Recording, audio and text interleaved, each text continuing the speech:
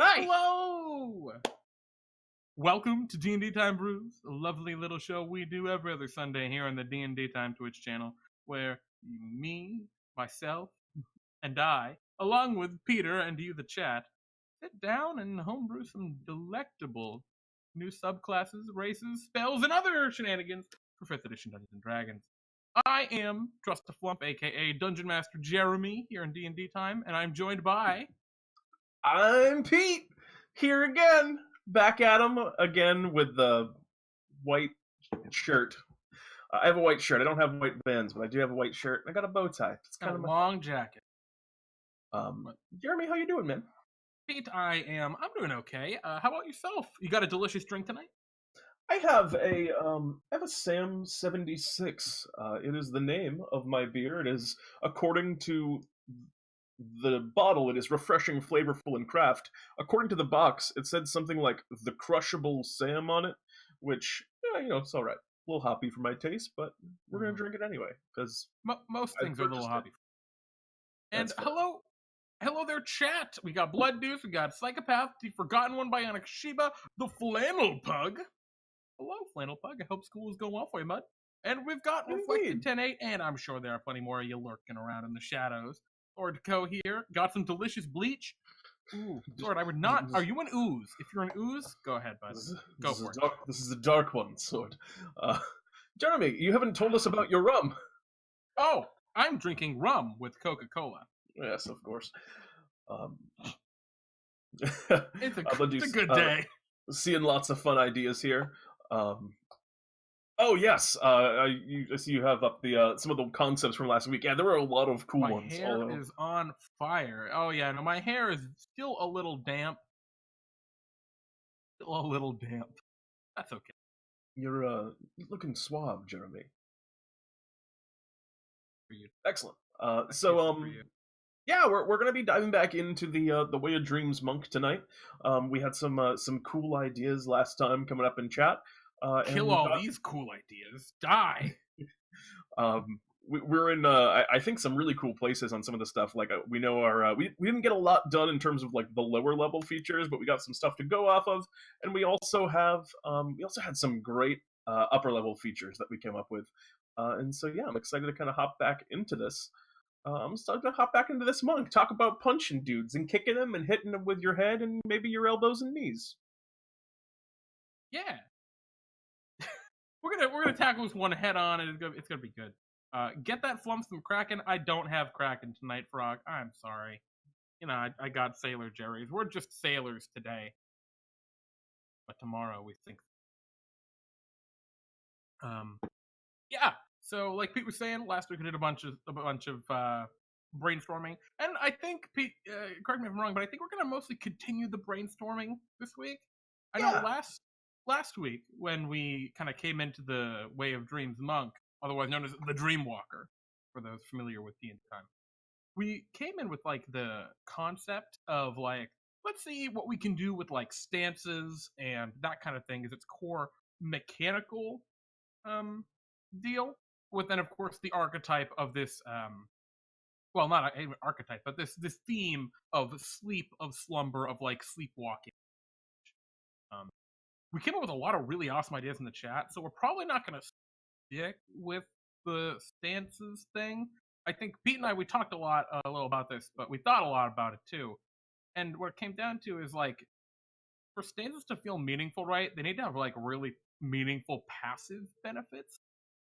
Yeah. And kind of with some of the stuff that we've already created, there wasn't really like enough room to like, because it's a fairly complex mechanic that we would have to make for it, and it's not something that we can like just slide in. Like at third level, you get a stance. It would be something that would have to be like baked into the subclass and completely designed it could be in around its own class. Yeah, I mean, yeah, that would be a thing as well, possibly. But at minimum, like a dedicated subclass to it. And from what we have some stuff that I really like and wouldn't want to give up. Especially, like, I really love the 11th level feature, which we'll probably talk a bit about. Some of the stuff that we came up with last time as we're getting started here. And I see Frog saying, can I attack with my buttocks? I suppose if you were a monk, you could do that. that would be an unarmed strike. As a quick side note, hey, fifth edition, great job with unarmed strikes and just deciding that like any punch, any headbutt, any kick, they're all unarmed strikes. This is good. That's good design right there. A particularly potent lick. And now we're That is- getting weird. Anyway, That's I believe that is deals psychic damage. oh, that would be neat. But yeah, so we're gonna really try and stick to our dream motif that we really want to bake into this class. Sleepwalking, I think, is kind of our biggest feature, right? That we want to make the class feel like you can be this kind of sleepwalker, and maybe you get some cool stuff for that. And then other dreaming and sleeping type effects. So Yeah. I think it could be really cool. Sword Killer saying a chance to paralyze. Yeah. We got our Haunter in there. Blah. Yeah. Let's scroll on down. And oh, this is a barbarian. Where do we put the monk stuff? Probably down at M for monk. There we go. So one of the first things we really did is we looked at a bunch of the other monks, right? And we figured out what the monk chassis, what like the monk class gives you, and what the subclasses tend to give you at their various levels. And we're trying to use that as like a I guess Guidepost. just a point of comparison. Yeah. It'd be really weird if we gave like a monk if we gave a monk like at this level you gain proficiency in basket weaving, and then the other monks are like the other monks all get really sick combat powers. Yeah, the other monks get Weird. I can remember the name. I can't remember the name. Reverberating strike. Oh, Quivering Palm. Quivering Palm. I don't know why I couldn't remember Quivering Palm for a moment. It's the best feature in the game. I was onto thinking Lickitung, but yep, Lickitung also do that stuff. Hello, the face of Jericho. It's good to see you. Oh, hi. A good evening to you. Sleepwalker, you're able to do mundane tasks over 8 hours while you sleep. That's pretty silly. You can cook and prepare food as well as harvest firewood, pitch tents, things of this nature. It's a great example, Jericho, of what we're also not going to do. Infinite wish spells at level 3. Yeah, let's not do that one either. That would be way too crazy compared to some of the other. You get infinite wish spells, but none of your wishes come true. Oh, just sad. I mean, you can never cast wish again, which is the worst. Everyone has that feature. Oh no, wait! If I have made wishes in real life, does that mean that because I've made so many wishes now, I'm never going to be able to wish, even though I wasn't using the magic spell? Pete, I guess we'll have to find out once you become a 17th level wizard. Or a what? 16th level Theragist? I think I have. I think I have a quarter of a level in Bard so far. Bard gets wish. Quarter? Yeah, I think a whole quarter of a level. I haven't learned magic yet, but I have like an instrument proficiency. Can you do Song of Rest? Yeah, I can do Song of Rest. Pete, you're level 2. Oh no, never mind. I guess I can't. Anyway, let's start out. Let's start getting down to it. Do you want to talk a little bit about what we were talking about last time and what the monk's able to do first, or would you like to just dive in and talk about some of the stuff that we came up with? Yeah, I mean, I think it's probably a good idea to probably start with the core kind of the monk chassis and what the other subclasses get at their various levels. And we're not going to go super specific on these yet. We're going to talk on a more general level. And then I think we need to probably, talk amongst you guys in chat and figure out what kind of theme we want to go with for this kind of Dreamwalker, dream weaving kind of thing. I know I was talking with Crowley throughout the week, and he had mentioned, or not the a couple days ago, and he had mentioned illusions being a potentially cool idea for this. Yeah, maybe. I think that makes a lot of sense. This weird illusory, dreamy reality. There's certainly some. Yeah, I was gonna say there's certainly some classic monk abilities and archetypes that fall in with that kind of illusion. You always see in anime and in also just like any kung fu action movies, techniques like after images and substitutions is a common kind of ninja technique. But that's the kind of those are the kind of moves that I think are actually commonly associated with most monks. So that's an archetype in monk that isn't filled. Yeah. So let's start going through the monk core chassis. It excels at a bunch of different stuff. It's really good with consistency. It gives you tons of attacks, so you're really frequently going to hit. You're frequently going to do a pretty average amount of damage. You're not going to have huge damage spikes too often, but you're not going to have no damage turns like maybe the rogue might have. You have a lot of mobility. You're going to be really quick. You're going to run around all over the place. You really are good in melee combat, but not super much ranged. You're going to survive really well because of the monk's evasion feature they get at level 10.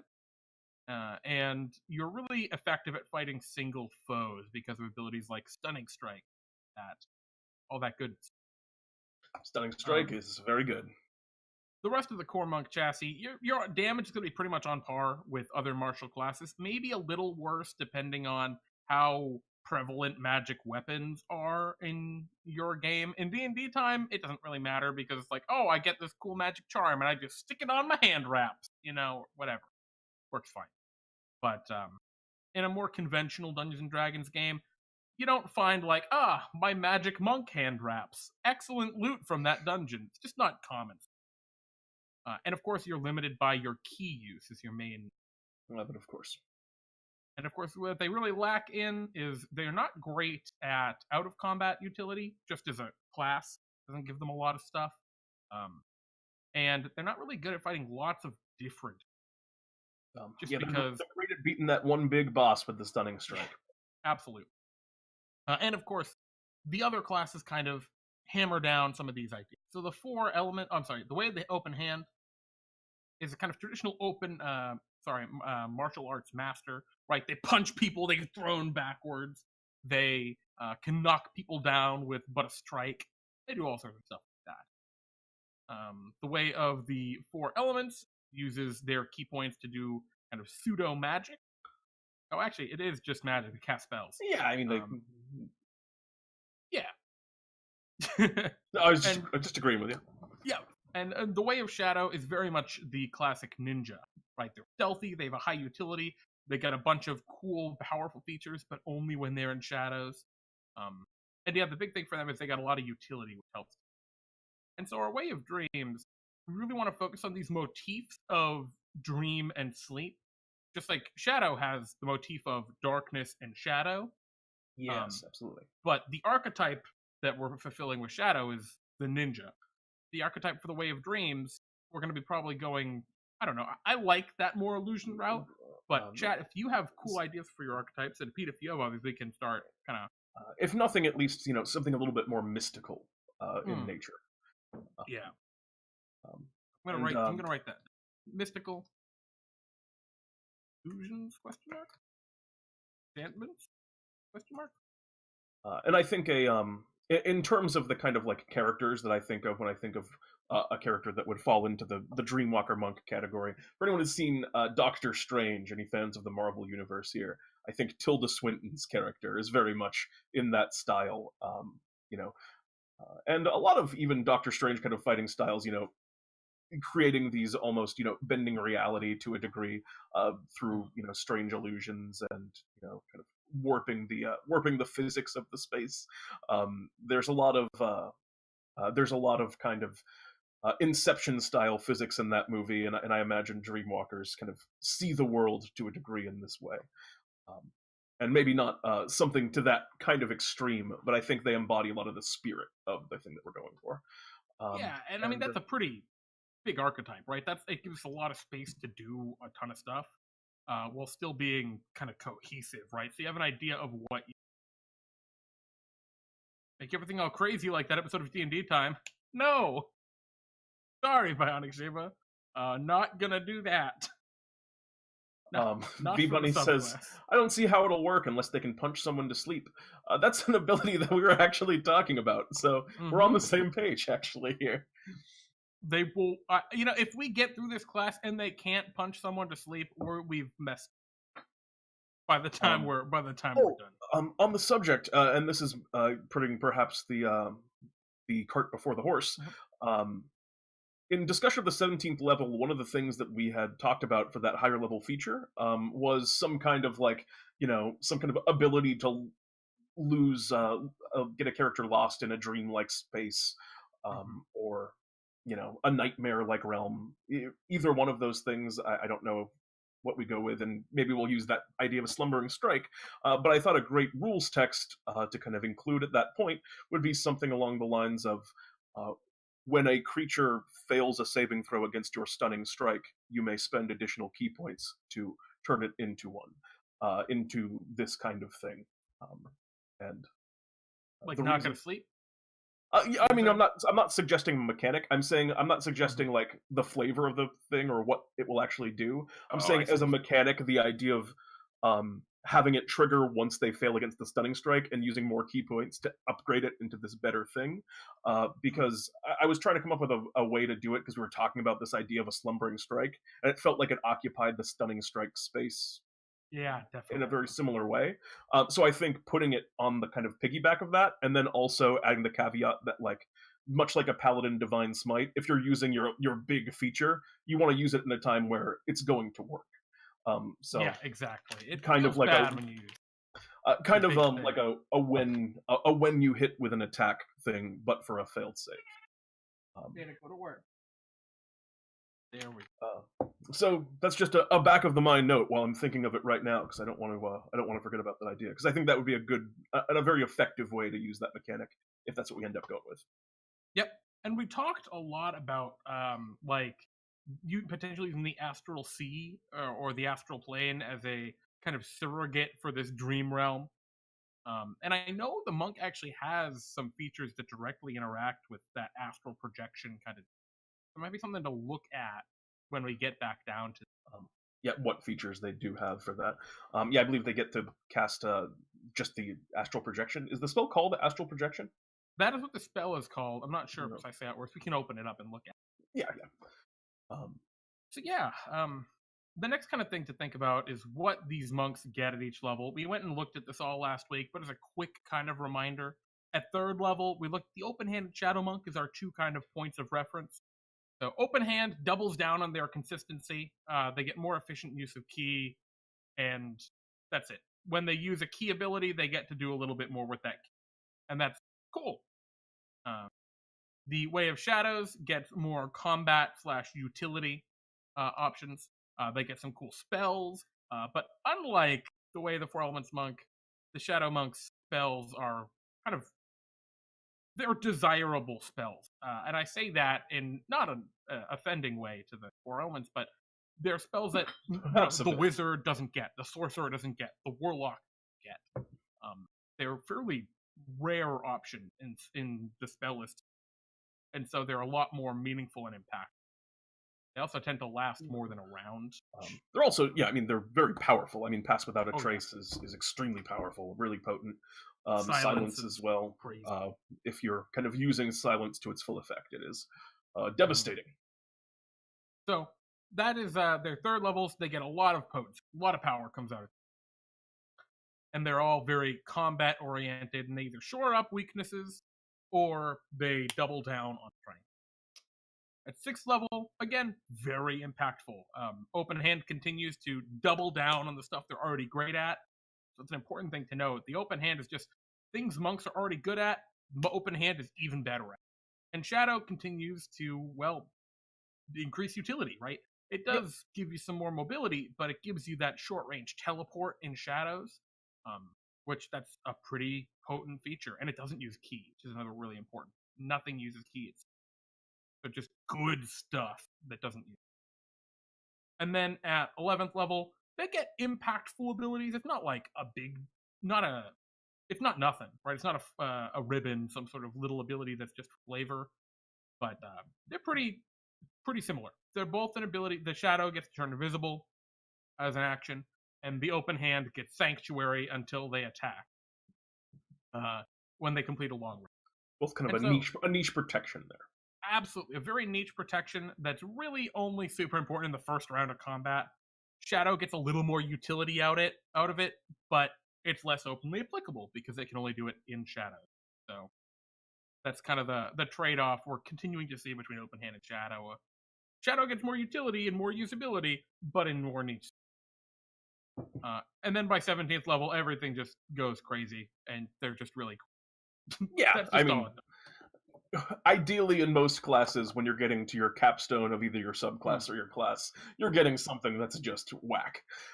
Yeah, So you that want it so to that you can kick read and ass. like reread it again and think, am I actually allowed to do this? This is a Does real this, thing in the game. this do what I think it do? And the Um, answer is yep. No, it does. but kind of where we need to begin is in determining kind of our early level features. Mm. So especially, do you want to talk a little bit about what we came up with last time? Yeah, so we came up with a bunch of. We brainstormed a huge list of abilities. You can just see a bunch of them right here. Hmm. But to briefly summarize, we wanted some sleep spell mechanics, making maybe on hit you use key to maybe replicate the sleep spell. That might be a cool idea for the stunning strike add-on, right? You can spend another key point to do something like that. Hmm. The name sleep paralysis was just a cool concept, and I think that's a really cool idea. Pete, do you know anything about sleep paralysis? I get it very frequently, actually. Oh, jeez, that's horrifying. Yeah. Okay, so for those unaware what sleep paralysis, it's when you are not asleep, you wake up and you're cognizant of your surroundings, but you just can't act. You just can't really move. It's kind of equivalent to the stun condition in 5th edition D&D. Um, It is unpleasant. yeah, that sounds terrifying. I'm very sorry to hear that, Pete. Jeez. It's Whew, very yeah. that's scary. um, So that would be a really cool feature that this character could maybe get as some sort of add-on to their um, stunning strike, maybe. We considered a nightmare strike. This is when we were talking more about stances. It might still be feasible here, especially at that level 6 slot, right, where each of them have some pretty potent abilities, some really big combat features. Shadow can just teleport all over the place and gets advantage on attacks. Open Hand can just heal for an absurd amount of hit points all at once. So maybe we could keep something like that. I mean, just the name is cool. yeah. We talked about maybe getting some intimidation or persuasion proficiencies just because of your understanding of dreams and nightmares. Able to kind of read people was, I think, the idea behind that there. Um, Yeah. which, in looking back at that one, I'm not sure if I quite see the connection on that one. Well, And I think all of these were ideas that we had kind of, we were very tentative on a lot of these to begin with. yeah, so I think that one's a cool feature. The problem is it's just nowhere in this kind of breakdown where big impactful combat ability, big impactful combat ability, small impactful combat ability. I mean, it could maybe fit at 11th level, maybe, but it would be really breaking the mold, and we'd need a good reason to. So that's Yeah. kind of iffy right now. No surprise when asleep. Uh, Maybe it's um, it's a neat idea. so Although Mr. Plunderloot. Oh, I'm sorry, Pete. You were saying? with regards to the 11th level feature you're talking about.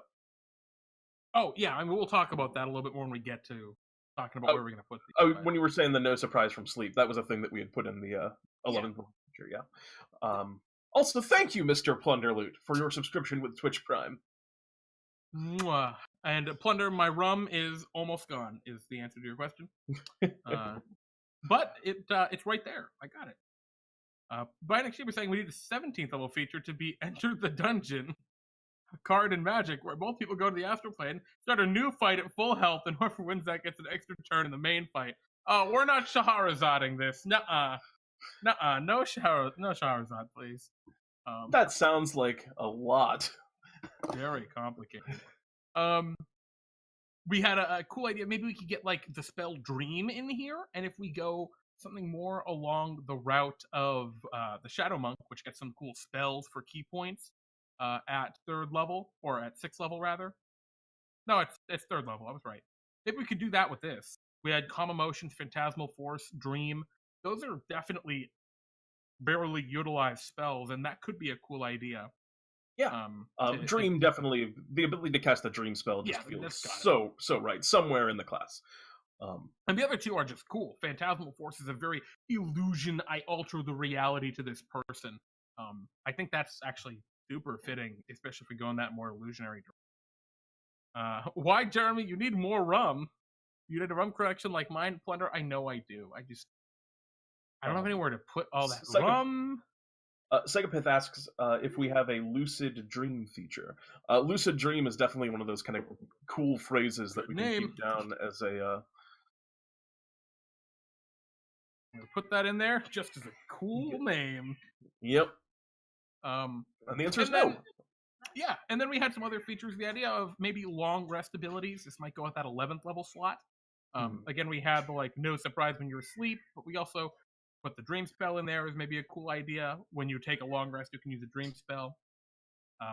We had divination on there for gaining knowledge through dreams, but I feel like that could just get a little clunky as games go on.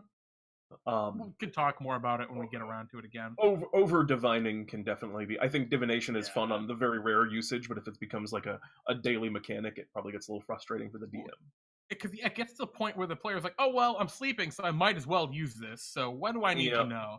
It's like, oh my gosh. Some idea that maybe your dreams protect your allies. That might be a little overreaching for the 11th level feature, but who knows? And then, of course, some astral projection shit for 11th level, and maybe some cool 1v1 dream stuff at a higher level. We had some cool ideas like that, kind of hashed out a little. Do you have a lucid dream feature? Psychopath, we don't currently, but we want it. Hello, Diadems, 1970. Welcome, my friend. What is TBBG's middle name? I don't know who that is. The big bad guy? Terrence Bryan Buckerson Gerard?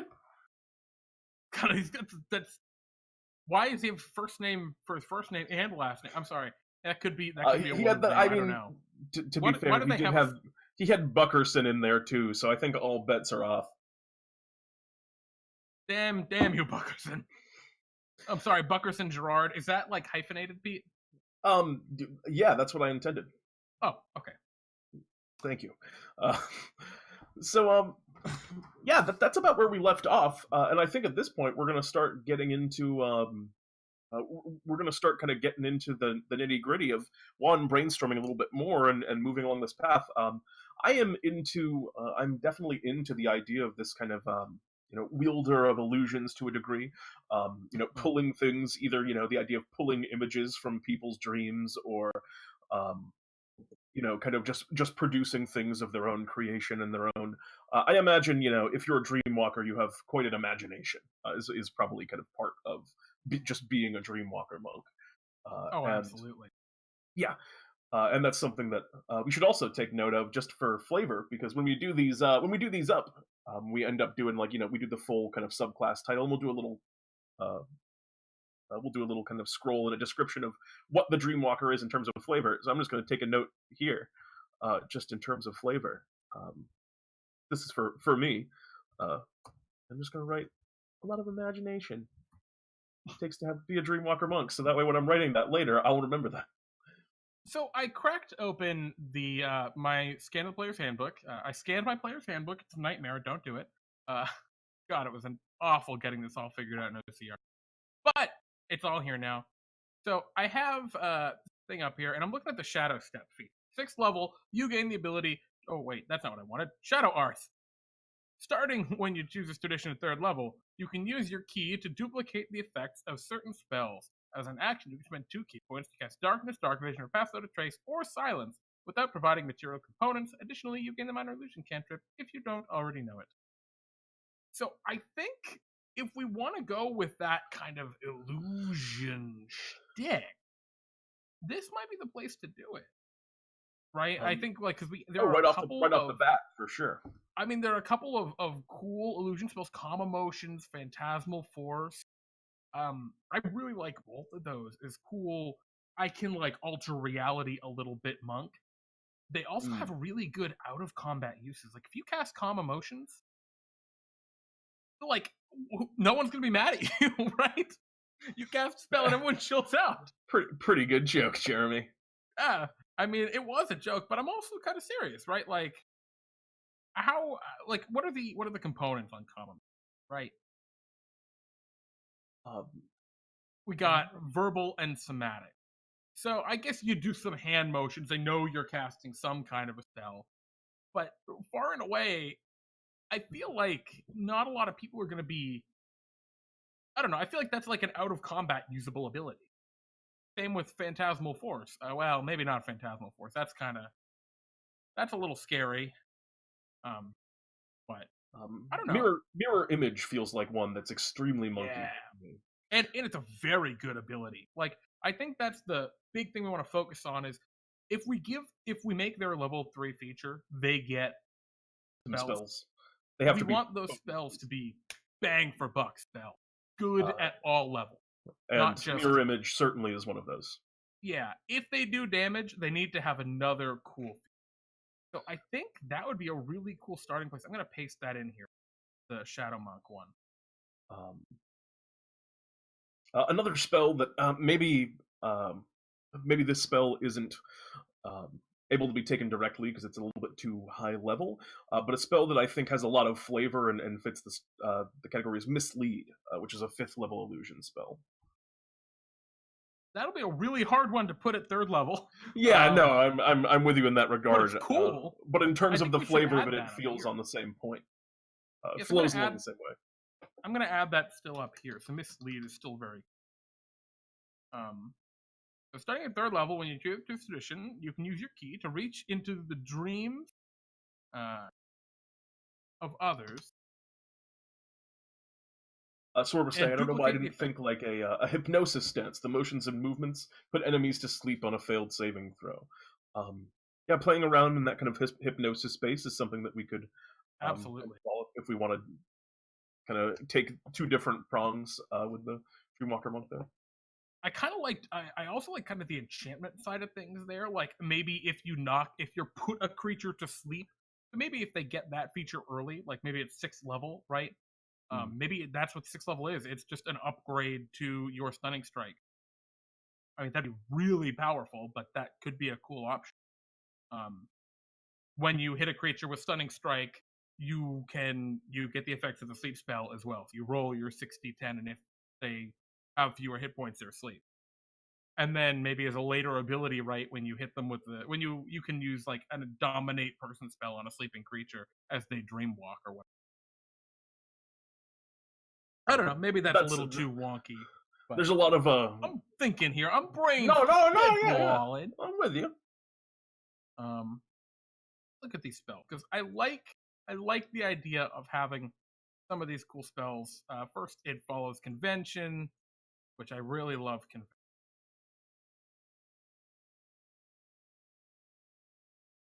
Dominate monster on sleeping creatures 2 OP. So one of the things I like about this, Pete, in the Shadows monk, it's just you don't need the material components. What if you just don't need any component?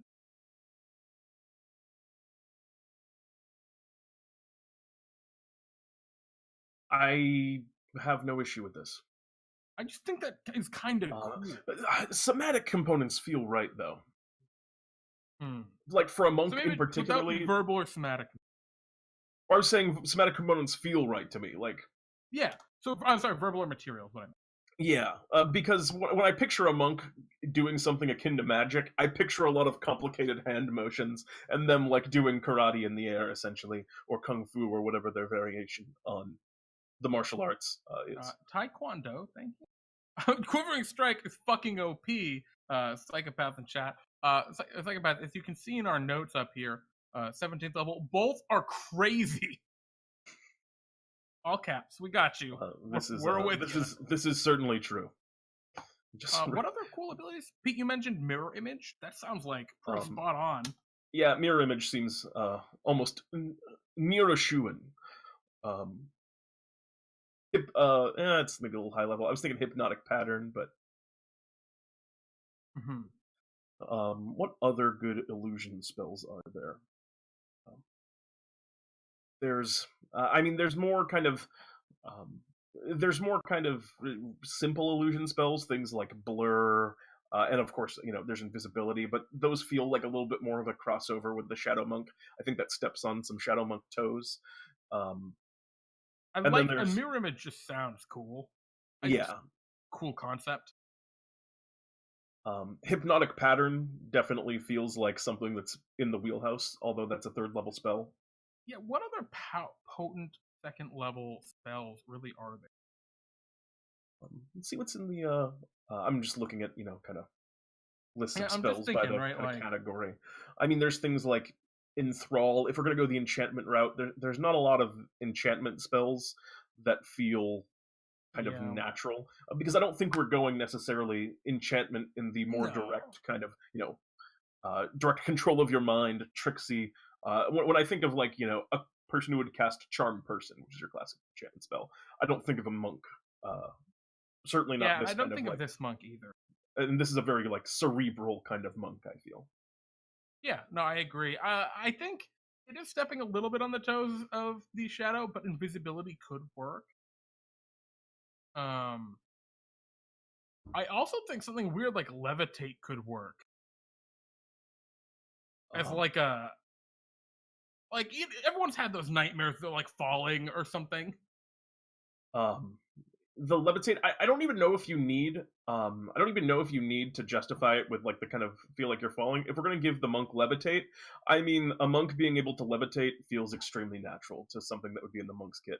I'm actually, now that you say it, I'm surprised that the monk doesn't ever get levitate. That just seems cool to me. Like it's just a cool feature. I'm not sure it's like it doesn't fit with this description here. Reach into the minds of those around you. Maybe um, we need to highlight that if we're going to give them levitate. yeah, certainly true. What about the chat here? Magic mouth, blur, silent image, um, uh, invisibility, become a dream. Yeah. Hmm.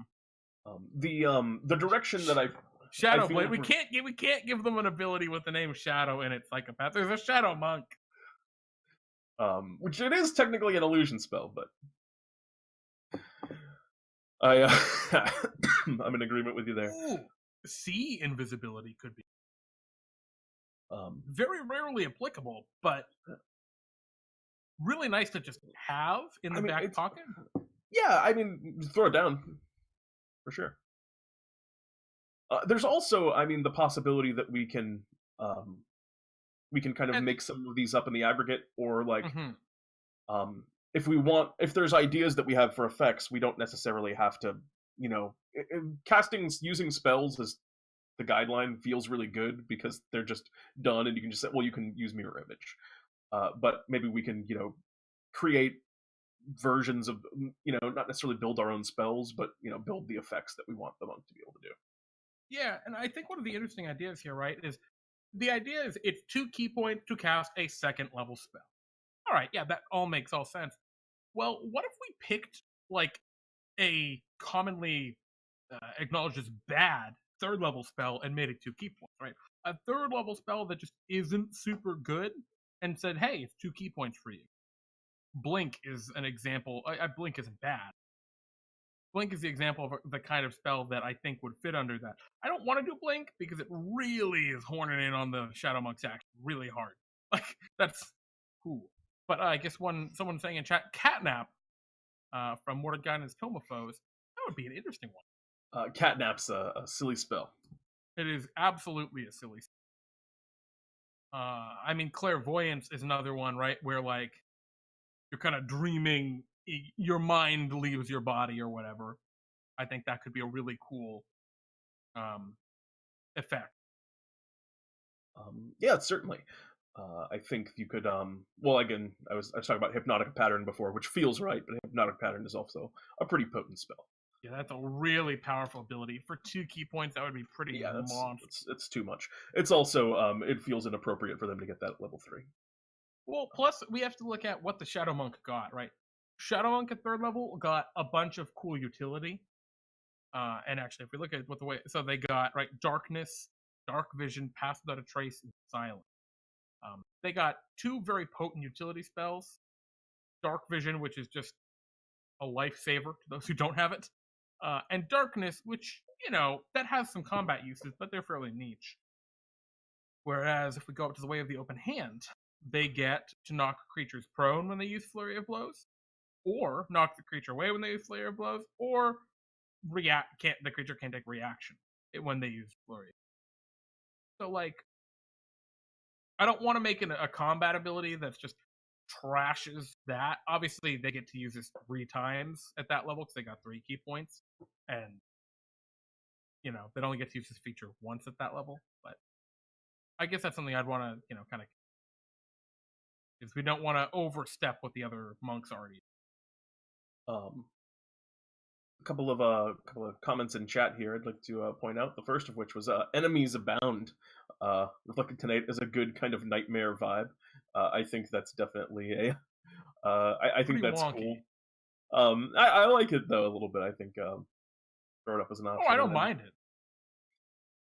And then Psychopath was saying, what about a minor feature about waking people from sleep? Like the sleep spell usually requires an action to wake, but you're an expert at it, so for you it's a bonus or a free action. Or every long rest, you can ask your dream spirits a question as per augury, but within the next 24 hours rather than 30 minutes.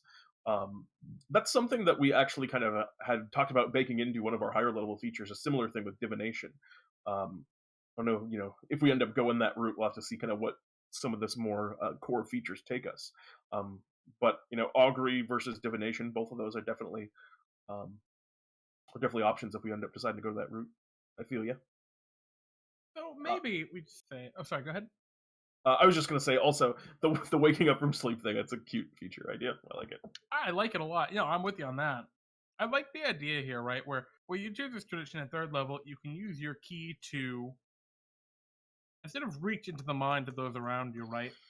To tap into the Well of Dreams.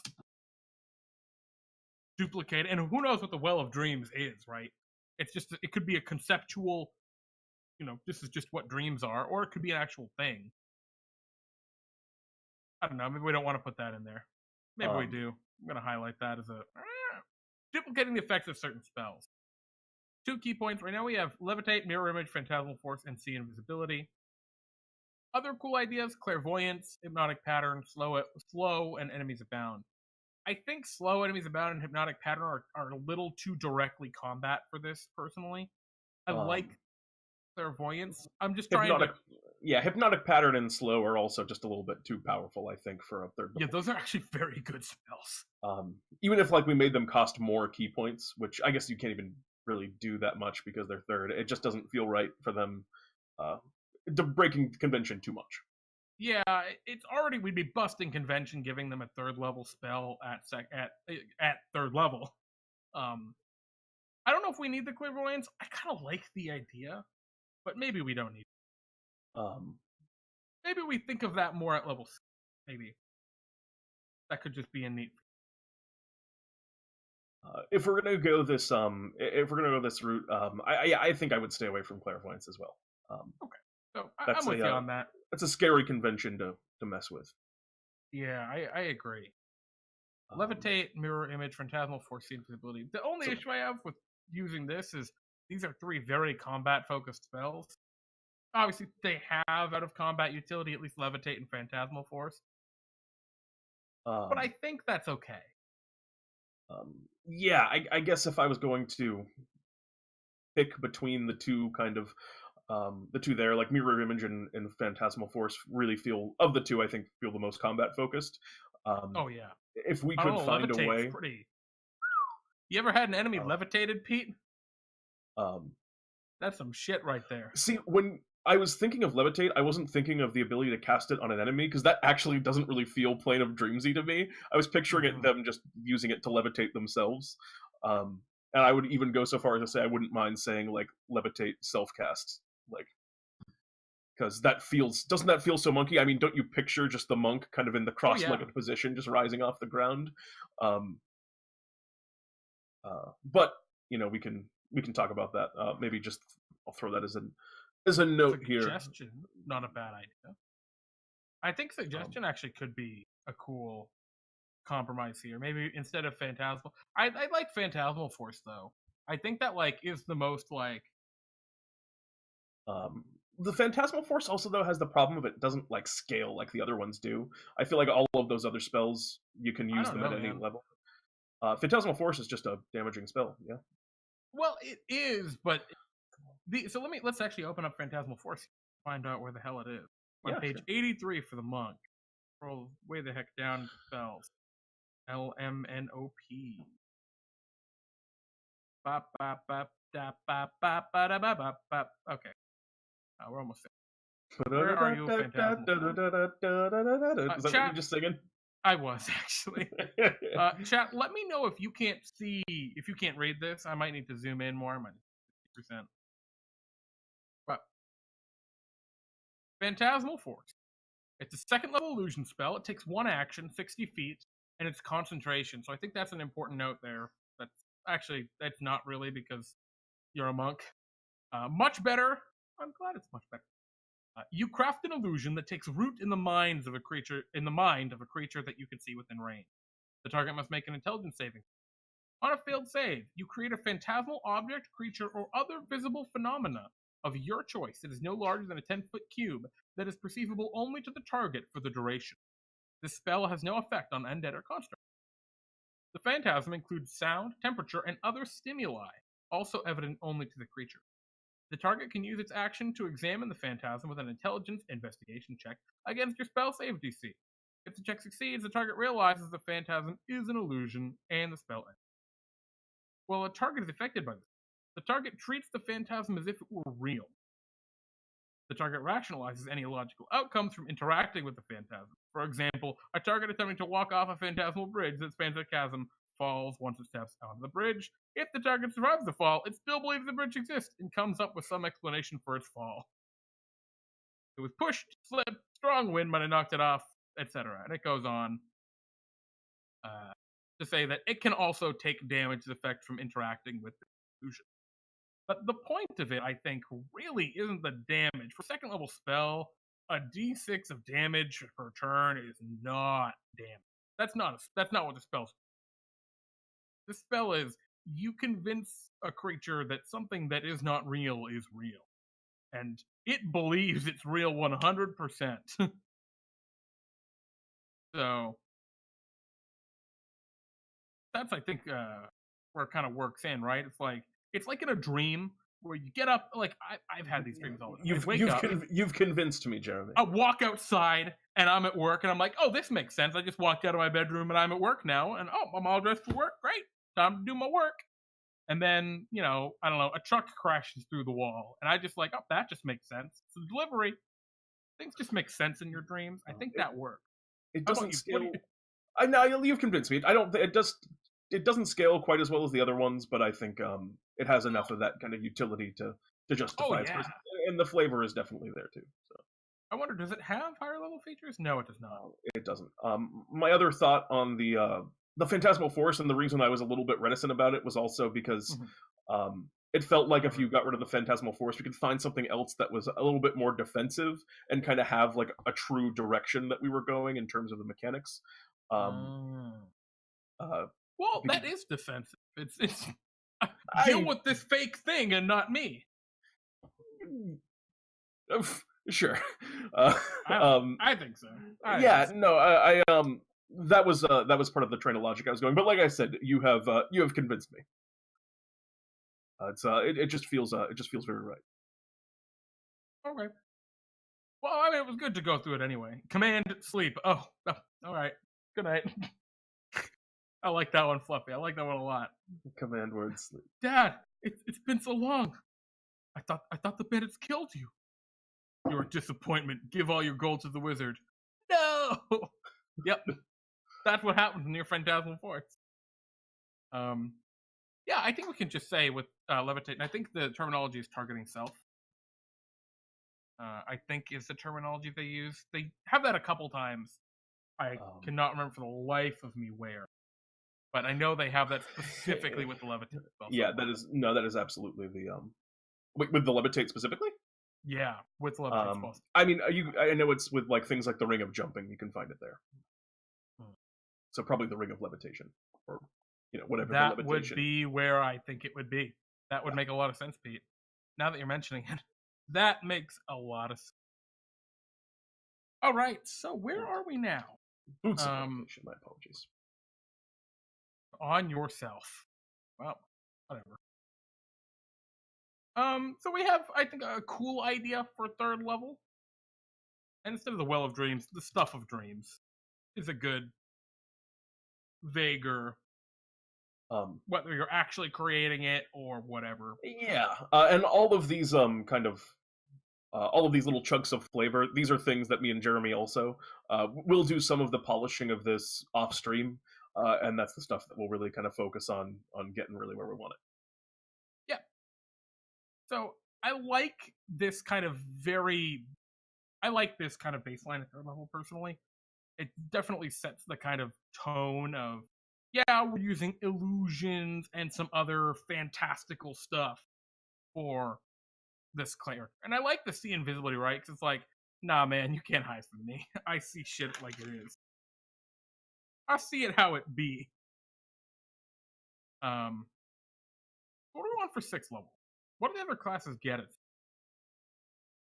The other classes get, both of them get kind of defensive features to a degree.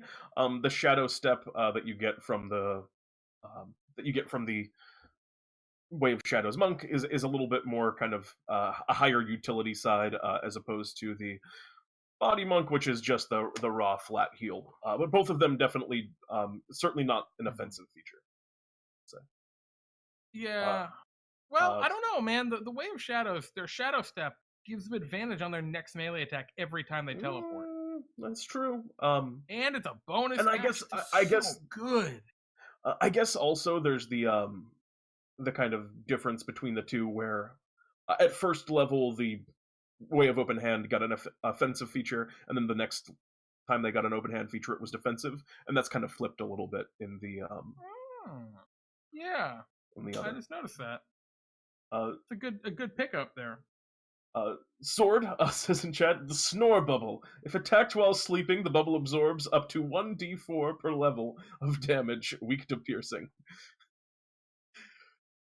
Alright. So we just gave this a very... Well, I think this is kind of a defensive feature overall. Fantasma Force is technically offensive, but it's more of a deal with something else that's not me. It's yeah. Yeah, on the whole, I mean, it's definitely a pretty balanced feature, I would say. Because I mean, even Mirror Image, even though it definitely is defensive, I mean, it's combat oriented. You're gonna use it in a fight. And it's defensive because you get right up in their grill, right? Yeah. I mean, it's offensive in that it allows you to get right up in their grill and beat the shit out of them without worrying about them hitting you. So, I think we can afford to maybe go a little bit more defensive on this route, maybe. Also, if we're going to, I don't know, where do we want to play around with the idea of somewhere in this feature, somewhere in this class, we're going to try and give this monk the ability to put someone to sleep. That's a thing that I think we can agree that somewhere in here we're going to mess around with that particular mechanic. Are we thinking of that as the kind of capstone, or we want that to be something more core? I think it would be good at maybe at that 6th level. Might be the cool idea. Okay. Because I feel like it's just going to be an upgrade to the Stunning Strike, right? Is the intent? Yeah, I think the question is less whether or not we want it to be an upgrade to Stunning Strike, or whether or not we want it to be like, an individually like really powerful, like their main threat, or just like a slightly different Stunning Strike kind of option. Well, because also, like, frankly, from my perspective, putting people to sleep with Stunning Strike doesn't sound that significant unless there's another way to interact with them, which seems a little harder to do at 6th level. And that's also a thing that, like, I think Stunning Strike that just has the chance to put to sleep is also, like, potentially really frustrating for a DM. Oh yeah, no, you're because right. It's, I mean, you have to, either the creature uses an action to wake up.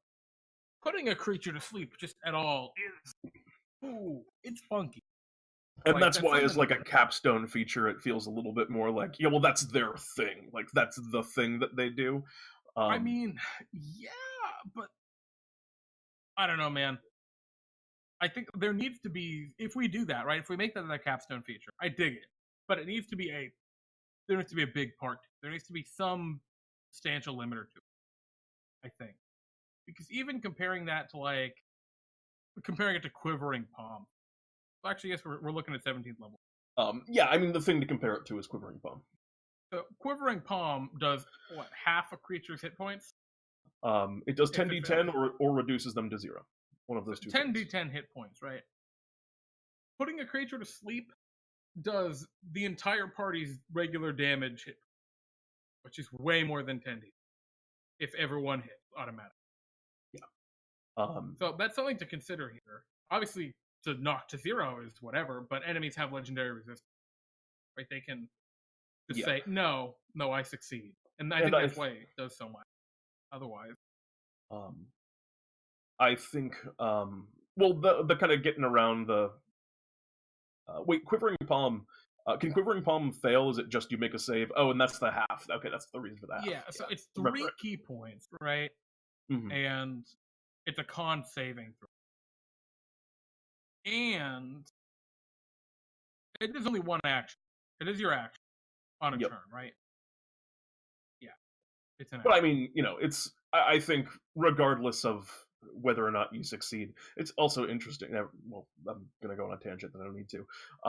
The 10d10 is significant even if you... Oh, yeah. I mean, 10d10 is certainly not a chump change damage. But again, I'm just thinking the case of like a big boss monster, right? Mm-hmm. Being able to put it to sleep is a little different than doing 10d10 damage. And that was another, I think, reason for packing it in with the Stunning Strike, because I think packing it in with the Stunning Strike makes it so, like, that was a feature that they already could have used, and this is an upgrade to that, which doesn't, I think, feel quite the same as, like, it doesn't feel quite the same as just like, oh, well, you just go to sleep. You're just asleep now. Like, they already would have had to have failed the save against the Stunning Strike, and then you can choose, like, this is the big feature, Well, what are the other ones really? Right, so let's look at Way of Shadow. It's 6th level. It's a bonus action. You get to teleport, and you get advantage. Yeah, really good. The other monk is once per long rest, you regain a pretty big number of hit points. It's not actually that ludicrous. It's only 3 times your monk level. So scales well, but yeah. Pretty good. So action here, I think Way of Shadows is way more powerful as a bonus action with teleport and advantage. But that's, I guess, to make up for the lack of offensive capability here. So, I don't know. I think we could have maybe... So, one of the issues with, like, a sleep spell, using that, is because that was one of the thoughts I had early on. Because if we use sleep spell, we are rolling a ton of dice all the time, and it's just like, ugh. Yeah. I don't think we want to. I don't think we want to mess with the spell. I think we want to do something with the condition if we're going to do it. Well, what we could just say, right, is we could say when you would stunning strike a creature, if it fails by 5 or more, it is knocked unconscious and falls. That's a pretty straightforward convention. Alternatively, we could say, like, if it has fewer than X hit points remaining, and maybe that scales with your level, right? Maybe that is some amount times your level, it falls asleep. All of those could be really cool ways to interact with that. In a way that doesn't cost key points either, so it's not like you're losing your sick feature. And the 6th level feature should not cost key points as a rule. Yeah, exactly. Which is why I have a little issue putting on a Stunning Strike, but I'm not like totally. Well, no, I was I don't know. I was still lobbying for 17th level put people to sleep feature, capstone feature. Oh, okay. Oh boy, that's huge. Let's see what chat is saying. I like adding a Stunning Strike, Bionic Shiba. Reflected Tonight saying, Dream Step. You can use your action to reduce the attack's damage by half and move half your movement speed. This movement has broke opportunity attacks. Dream Form as a psychopath is saying Dream Form as a reaction. When you take damage, you can step into the realm of dreams, causing the damage not affect you. You can use this feature again until you finish a short or long rest. That actually doesn't seem like too bad of a feature actually for a 6th level ability. I actually kind of like it just I negate one attack as I become a dream. That actually sounds pretty cool to me at 6th level. Yeah, I mean, I kind of like that idea. Reflected Nate asked, says it's when you hit, so it can be used up to 4 times per turn.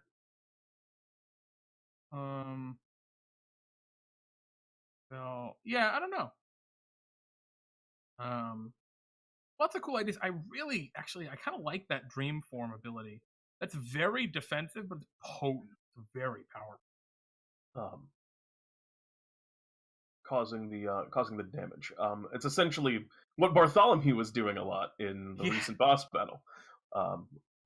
Just a really good legendary resistance, almost, is what it's like. Yeah, that might be too potent. It's weird because I want to compare that directly, right? In that case, that ability compares super closely to the Way of the the Open Hand, their Wholeness of Body. Mm-hmm. Because they heal for 3 times their hit points or their level. They get that at 6th level, so it's 18 hit points. How often do attacks do more than 18 hit points at 6th? Pretty frequently, I think. I mean, like a Dragon's Breath is gonna.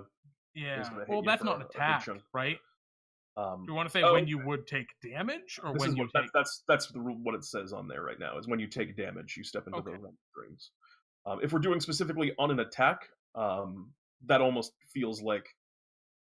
I don't want to do on an attack personally. Yeah. Also, it just feels kind of underwhelming and like. I mean, you're gonna negate 10 damage, like. The distinction between an attack and I cast a spell just tends to. It seems like it always just feels bad to me in 5e.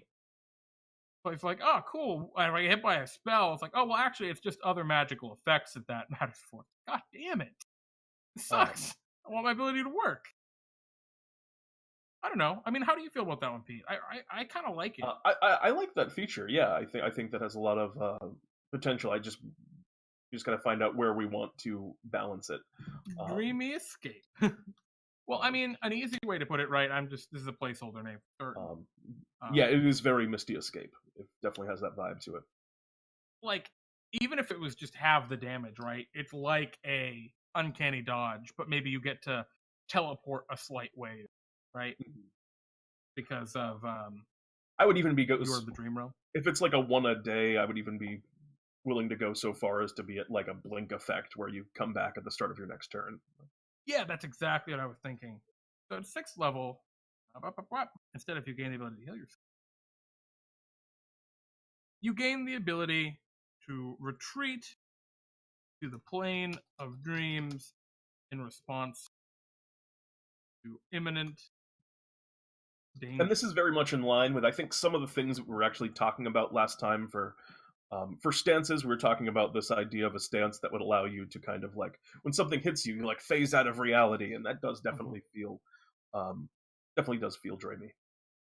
Yeah, so at 6th level, you gain the ability to retreat to the plane of dreams in response to imminent danger. As a reaction, when you take damage, you ... And I think at that point, we just look to the dream spell, not the dream spell, the blink spell, to see how that really changes. So the blink spell,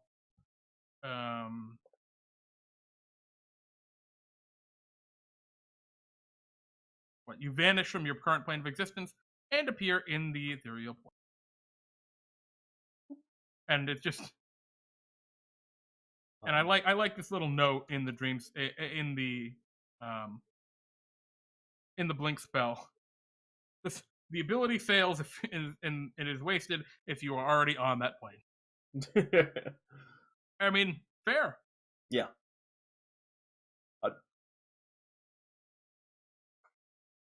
I think in terms of the flavor of this, like it's the ethereal plane, but probably if this is the land of DnDTime, it's the plane of dreams. Yep. And I really like this one.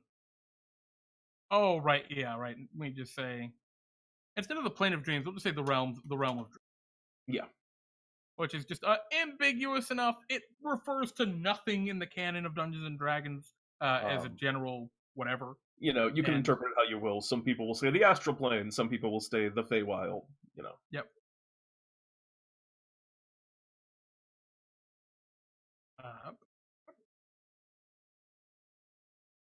There we go. At the start of your next turn, you return to an unoccupied space of your choice that you can see within 10 feet of the space you've entered. Do you want to say 10 feet? I'm fine with either 10 feet or just the space that you vanished from. I mean, we got to say within 10 feet just in case it's occupied. Oh, I guess it's unoccupied. Or you return to, I mean, I'm just trying to consider how does this pair up against, these other effects? It pairs up, I think. First we want to say you reduce the damage by half, right? Yeah, we haven't added the damage reduction onto it yet. So we'll just say you can reduce the damage by half, vanishing from your current plane of existence and appearing in the ethereal plane.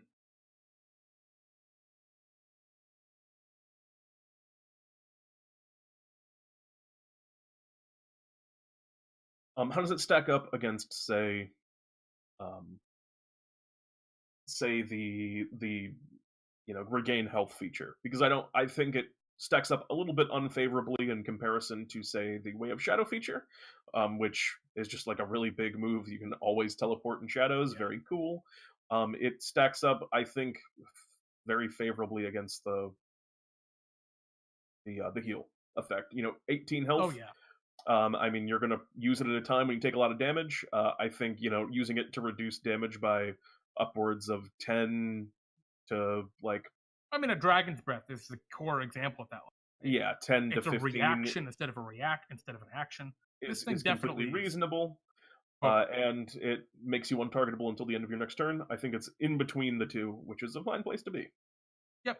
And I think it's cool to keep it at 10 feet here. Obviously, we could increase it, we could decrease it, but keep it 10. That way, if you're playing with other players who have, the Blink spell, they might recognize, hey, this is like the Blink spell. I can do this too. And that makes them feel, I mean, you'd think it makes this ability a little cheapened, but the reaction aspect of it is really good. Kind of and this also pairs up the monk directly against the rogue, who gets uncanny dodge, but the rogue can do that all the time, right? And this is a once per thing for the monk. So I think it's a really cool kind of compromise between these other different design intent. And I think we want to keep the same as the other monk. Oh yeah, absolutely. You must finish a long rest before you can use this feature again. Absolutely. And so we're going to get rid of that for now. Obviously, all that information, everything we're deleting here is up here in these other designs. Don't worry about it. It's not like we're deleting anything forever. But again, right now, we're just trying to make sure we're on the right page, I think. Right? Make sure we're moving forward in a cohesive direction. And I'm liking it so far. Yeah, I think we're definitely getting somewhere. Especially, the ethereal plane feels very, dreamy, illusory. Yeah. That's a fair simulacrum of the plane of dreams is what we're going for. Maybe Slumbering Strike can only affect a single creature who is bloodied. Oh man, that's so you're getting really Frog. You're getting really into the nitty gritty with hit dice and wisdom score levels and all sorts of stuff. I think that's way too granular for 5e. That's just not how abilities work in the system. But it's not I get the concept you're going for to keep it from just auto-killing a boss. We'll get to that in a minute. We're getting there. Psychopath and Reflected Tenate say long, not short, or Psychopath said one rest or long rest. Long rest is the wholeness of body feature, uses the long rest. It felt appropriate to keep that one on the same kind of plane as that. I don't know, what do you think, Jeremy? I think so. The monk gets a lot of its power back on short rest. It's all its key points. I think adding this on top, oh man, that would be pretty impactful. Plus, this is a huge ability. This is Blink, but it's Blink when you need it, which is different than Blink.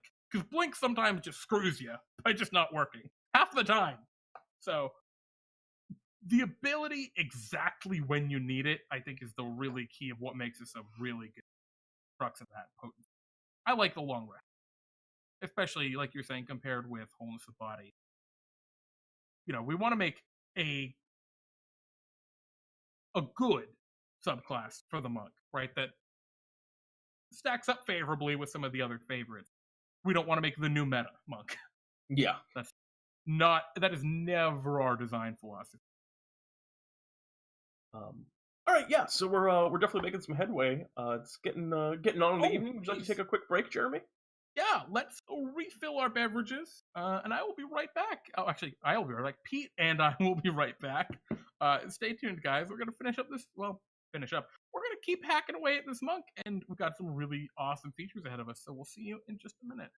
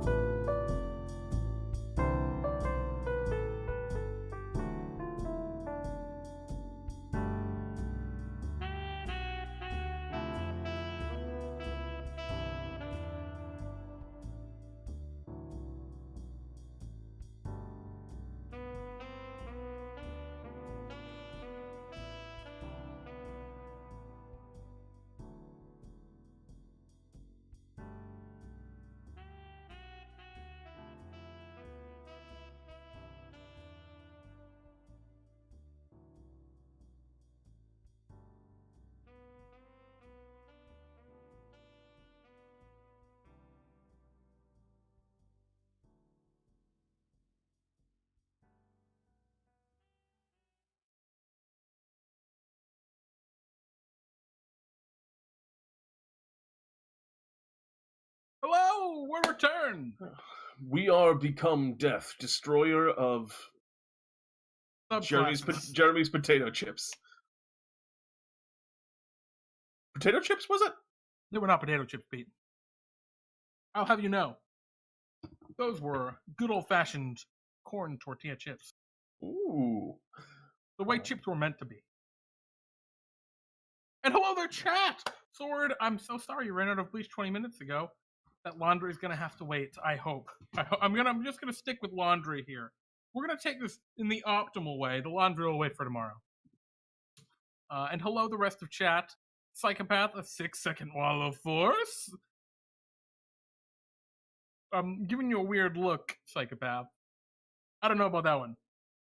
But yeah, for those just joining us, we're working on the Way of Dreams, aka the Dreamwalker monk. It's gonna be good. I'm very excited. I am as well, and we have some kind of cool stuff that we got going on here for the 3rd and 6th level features, which I think is going to move us into the territory in which we are most comfortable already. We already have some kind of cool stuff in place for the 11th level feature here. So do you want to dive into it? Yeah, just before we do, just want to make a quick note. So when we were looking at the 3rd level feature, right, we took a very similar approach to the Shadow Monk, but we didn't take into account the fact the Shadow Monk gets a cantrip as well, which, seems fairly minor, but it's a minor illusion cantrip. Actually, is pretty potent. And we realized, we can probably take some of these other cool ideas we had up here and maybe put them into that 3rd level ability at that kind of cantrip level, like, waking up sleeping creatures without, as a bonus action or something. That's a cool ability we could just stick in there at 3rd level. Or maybe some other neat stuff. So, like sweet dreams, right? Maybe allies taking a long rest regain an additional something. I don't know. Start the day with an extra hit die. Who knows? Yeah. We can put some cool stuff in there that maybe cements in a little bit more the dream aspect. Yeah, playing around in that realm. Exactly. What? Laundry? No, I need to unsee things. Sword, I hear bleach is very bad for eyes. I would not recommend it. Unless you have puppies, in which case eye bleach is. Anywho, 6th level. We just did 11. Oh, gosh. Well, sorry, guys. Things are going weird. Google Docs. 6th level is done. We're moving on to, done in quotes. We'll continue with this again probably next week and have something akin to a polished version then. But 11th level, we had talked about abilities that happened over a long rest. And this is something that's really going to kind of, I think, start really tying it back into this sleep and dreams motif. And this is, for one reason, it's the perfect place to mess with the dream spell if we're going to do that. And I think whatever we're coming up with here, I really love the idea of the mechanic involving the long rest. I think a great place to start is whenever you finish a long rest, whenever you complete a long rest. What is the official terminology there, Jeremy? Do you know? I think, actually, one of these other editions has it. So, tranquility. At the end of a long rest. At the end of a long rest, I was a fool. I'm going to just copy this text in just so that we got it. And then we can kind of move along from what we wanted to actually. Beginning up, classic 11th level. Up. Of course, we don't want an aura of peace. I'm going to highlight that. Dumb. Yep. I think in terms of flavor, the idea of it is beginning at 11th level. Your mind is not bound while you are sleeping. You are, you think actively and kind of interact with the world even in your sleep. Sure. I don't know how we're going to say that, but yeah, I mean, there's the flavors there. It's going to be hard to phrase. Mind no longer bound while sleeping. And it's okay to make these little notes like that when you're homebrewing stuff, because you can just figure it out. Maybe, yeah. At the end of a long rest, you... and based on what we have here, it's probably going to be either we pick a thing or you may choose one of the following effects. Which The of problem I those? have with sorry, go ahead. I was going to ask you which of those directions would you like to go to kind of stick into one thing or have a couple of options? I think what we can just say, right, is instead of at the end of a long rest, what might be a cool idea is we could say during a long rest, right? Um, Maybe I think one of the things that was said earlier, I think it was reflected tonight in chat. You can perform light activities such as blah blah blah blah blah. Um, and it could be anything from like reading to keeping watch to any of that without any of the penalties of being asleep. I kind of like that idea of like you are just dreamwalking or sleepwalking, and then we could just say alternatively, you can cast the dream spell or something, right? Requiring no whatever. Yeah. Or I kind of want to put some sort of a key count on it. See, I don't think we necessarily have to because I don't believe the other ones do. I don't That's think either true, of the but other the levels dream do. spell's way different than I think the other one. Like one is literally Sanctuary, the level 1 spell. I mean that's fair to say. Dream is level 5. I think even if it was like 2 key points, something that is just like, don't do it every time, please. Yeah, I mean, I'm certainly fine with it.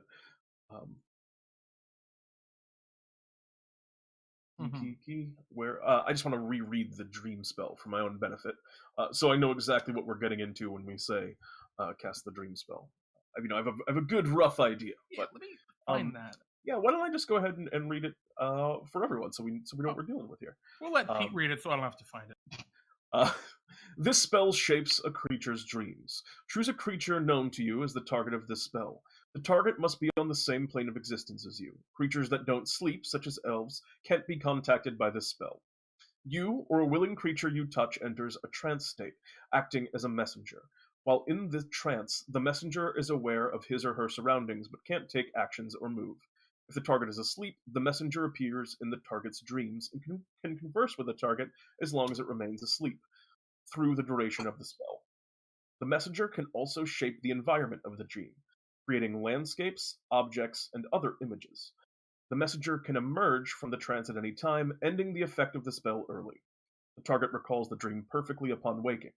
If the target is awake when you cast the spell, the messenger knows it and can either end the trance and the spell, or wait for the target to fall asleep, at which point the messenger appears in the target's dreams. You can make the messenger appear monstrous and terrifying to the target. If you do, the messenger can deliver a message of no more than 10 words, and then the target must make a wisdom saving throw. On a failed save, echoes of the phantasmal monstrosity spawn a nightmare that lasts the duration of the target's sleep and prevents the targets from gaining any benefit from that rest. In addition, when the target wakes up, it takes 3d6 psychic damage. If you have a body part, a lock of hair, clipping from a nail, or similar portion of the target's body, the target makes its saving throw at disadvantage. Alright, so I'm glad that we read this because that's a little bit more extreme than we probably want this ability to be. I like the idea of being able to like come to people in their dreams, but this kind of like control and to like do this every day and kind of lock a creature out of ever being able to rest, kind of almost half for free, is probably a little bit too extreme. Yeah, that's what I was thinking too. If you know the thing you're looking at that you're going for, whoa, that could be a pretty absurd ability. You know, I definitely see this Dreamwalker archetype as being like using more mystic, but a kind of like almost at peace kind of mystic. Not like I don't see them as the force of night. You know, this isn't like the trash druid, right, where we had the ruin and preservation duality in there. Yeah, I don't think we want to go that route. I think very much the peaceable. The Dreamwalker monk is that you kind of see them in DnDTime. The like shepherds of peace.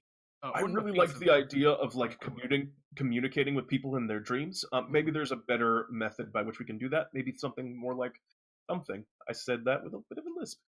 Maybe something more like the sending spell would be a bit more appropriate, as opposed to like just, you know, I haunt your dreams and you shall have no rest, or, you know, I have total control over your dream space. Either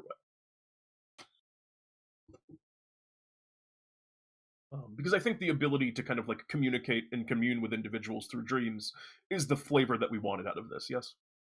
Yeah, I definitely think that was what we were going for. Well, first, let's look at the first part, right? Because I think that's definitely the extra aspect of it. Yeah, the less kind of impactful aspect. Yeah, for sure. Oh, I mean, yeah. Well, the thing is, right? I think like being able to like be on watch and perform light activity. I think that's pretty minor. Huge deal. Yeah. But I think that should be the default. Is that? I think the whole communicate via dreams thing should be an additional like. In addition, or alternatively, you can do this so that it's like it makes it very clear just in the where we put it in the description of the ability that you don't want to be doing this all the time. You can do it, but by putting it after the fact, I think that's I think we're sending a message there. And this is like weird psychological of how you write the abilities kind of thought, but that's kind of my take on it. I mean, I'm fine with phrasing it like that for sure. So, beginning at 11th level, your body and mind are no longer bound by the limits of unconsciousness while asleep. I mean, that's not the nicest phrasing, but it kind of it gets the idea across, and we can flower things up later. While resting. While you're typing out a comment in chat here, Swordco here. Here's an interesting idea. Instead of the monk going into dreams, they can summon a tapir apparition that can enter the dreams of foes and allies and help harm by consuming or spreading nightmares. The tapir is certainly a creature of nightmares. For anyone who's never seen a tapir, it is like, it's like an elephant pig is my best description of the tapir. Oh my god, it is horrifying. I thought about it more like an anteater, but it's like a really awful anteater. It's like the world's. I don't want to say it's the world's worst. I'm sure there's people out there that love tapirs. This is what Wikipedia has for you guys of what a tapir is. So, whoa, boy, that's a scary buddy. Look at this. Let me get over. Europe. Oh, look at him. He's just a cutie, that ugly motherfucker. Hello, Maddie Morgs. I waved to you. Yeah, I was just gonna say hi, Maddie Morgs. So I think what we want to do is we want to get the exact definition of long rest. So maybe search for a long rest. That's going to be awful. I'm going to find a lot of long rests before I get to where I actually want. Aren't I? As just a side note. As a side note, Pete? I just put a potential title that I thought of there for it. Waking Sleep. I think it's a good ability. It's a good name. Because you're not necessarily sleepwalking, but it does get across the idea that you are doing things in your sleep. There we go. Here we go. Here's what I was looking for. A long rest is a period of extended downtime, at least 8 hours long, during which a character sleeps or performs light activity, which can so light activity: reading, talking, eating, or standing watch for no more than 2 hours. Well, I think that's just simple. Then we just say you don't have to spend any hours. You can just read, talk, or eat throughout your entire long rest if you want. Yeah, that sounds good to me. Okay.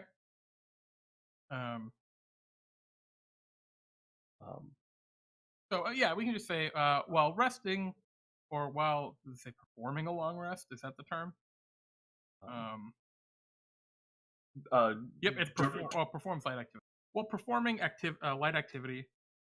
Performing light activity during a long rest. You are not restricted 2 hours. That's not the greatest way to put it, but I think that could maybe get the idea part. Another comment from Sword. In Mythos, it consumes nightmares to give people good dreams, but I thought spreading them in turn could lend harm to enemies as well. That's a thing I did not know about the tapir. I also didn't know that, but I kind of like it. I do too. I kind of dig it. It's very cute. I thought the tapir was scary, but now that think of the idea of that little trunk coming over and just kind of absorbing the bad thoughts out of your head, I like him now. He's a little cutie. Maybe there's something we can do there, and maybe that seems like the kind of thing, almost like you would flavor if we're going to give them some kind of message based ability. You would flavor your own kind of your own variation on that as the tapir appearing and kind of spreading tidings and kind of creating these different effects. While performing that activity during long rest, do not rest.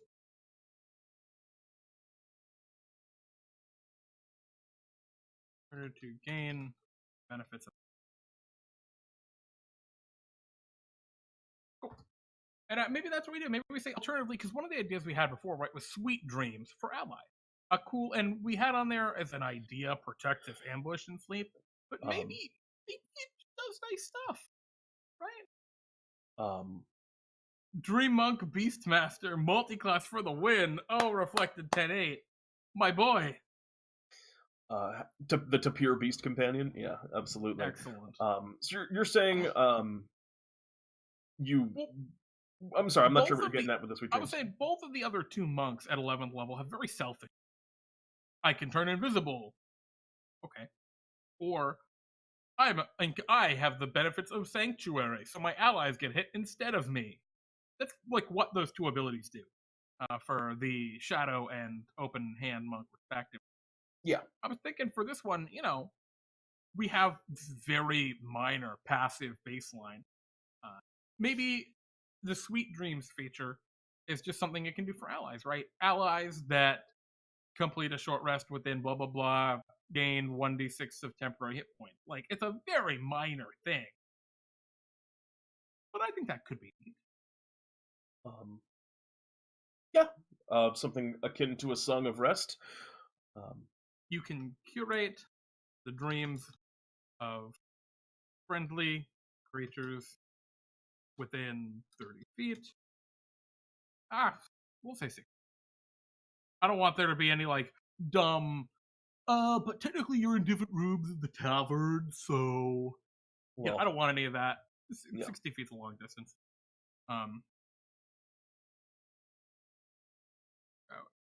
Rest.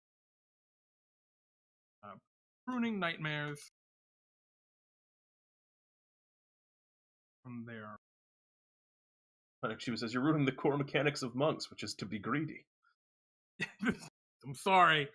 This monk is just a little too friendly, Sheba. Pruning Nightmares from their thoughts. And what do we want to say? Everything in their thoughts, right? That's fine. I think you can just leave it, yeah.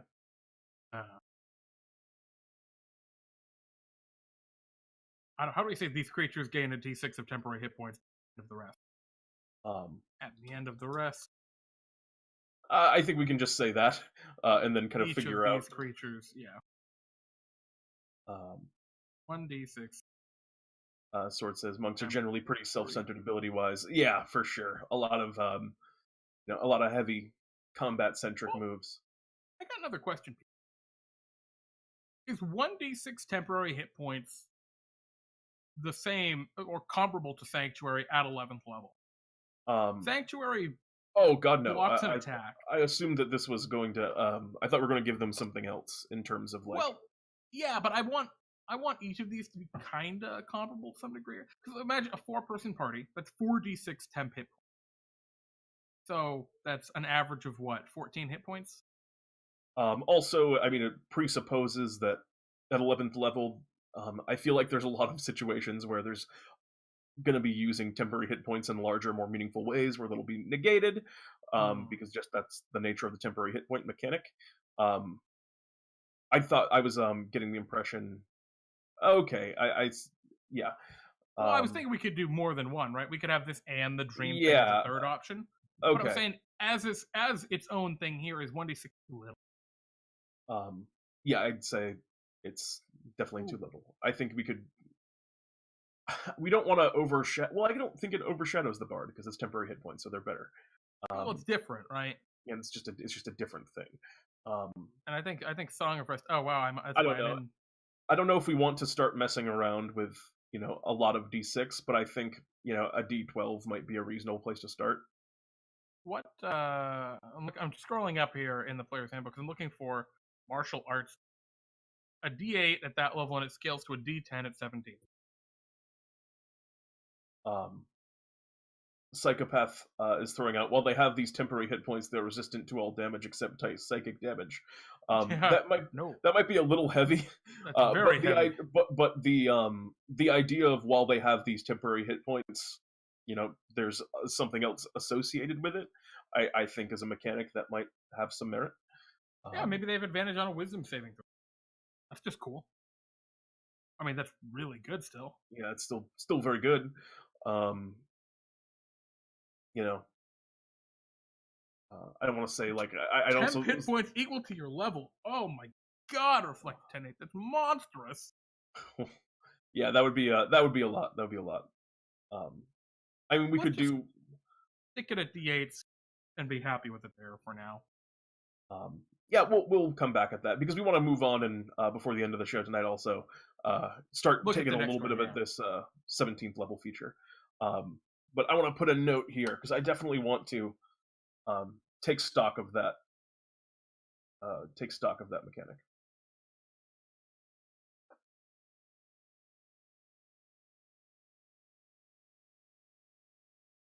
Whoop. Ah! Each time you move it, I can't click. Sorry, Pete. All right, there we go. All right. We got this, boys. We did it. Oh, every time. Oh, I messed that up. There we go. Just putting that down as a note for me to remember that was a cool mechanic idea there. Yep. I'll highlight that, as we have highlighted many things. To the dreams of another creature of your choice on the same plane of existence. I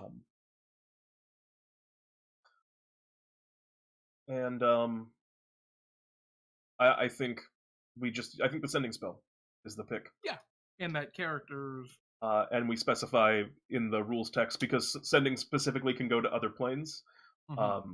And we just make a note that this casting of sending can only target creatures on the same plane of existence. Or even do we want to just, it's if you speak into the dreams of another character of your choice on the same plane of existence, you appear in that character's dream and can communicate a message of up to, what is it, 25 words? 25 words. Of up to 25 words. The creature remembers this message, as well as your identity upon waking. Yep. Super easy. Yep. Clearly upon waking. Do we want to say they recognize your identity? Because I think the sending spell specifies they do. Let me look at sending right here. Pretty sure they know exactly who sends. Which is weird if they don't know who you are. The creature hears the message in its mind, recognizes you as the sender if it knows you, and can answer in a like manner immediately. And I like the idea of keeping the ability to respond as well.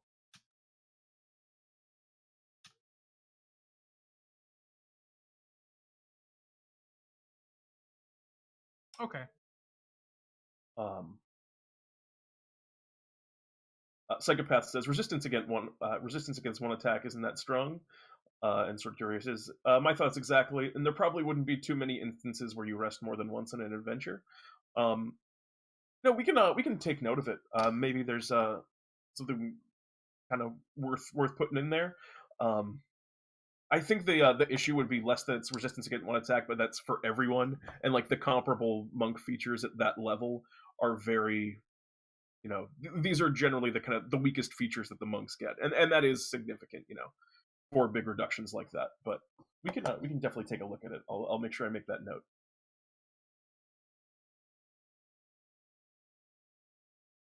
All right.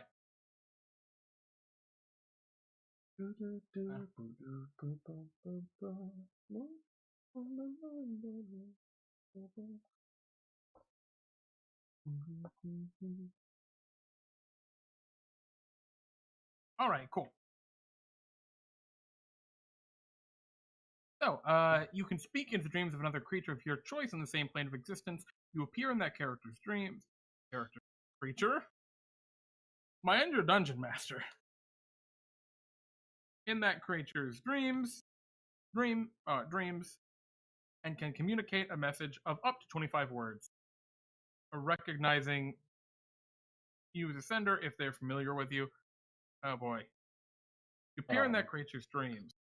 I think I wouldn't worry too much about laboring over the text right now, Jeremy, as we're gonna brush through all of this. Also, we're gonna come up with titles for all of these. Keep in mind, also, if you guys have ideas for names for this stuff, we're very still up in the air on I think a lot of those. Oh yeah, most of these do not have names right now. Yeah, the 3rd level and 6, we didn't even come up with a name for either of those yet. Hash out one. Yep. But yeah, I think this is a cool idea. I think we're in a good place with this. Yeah. I think this is in a very strong place. Cool. Now let's look at that 17th level, because I think we know what we want to do here. We know what we want to do at 3rd and 6th level. What do we want at this 17th? Oh, we had a bunch of different ideas. We had an idea like the maze spell. We had an idea that was something along the lines of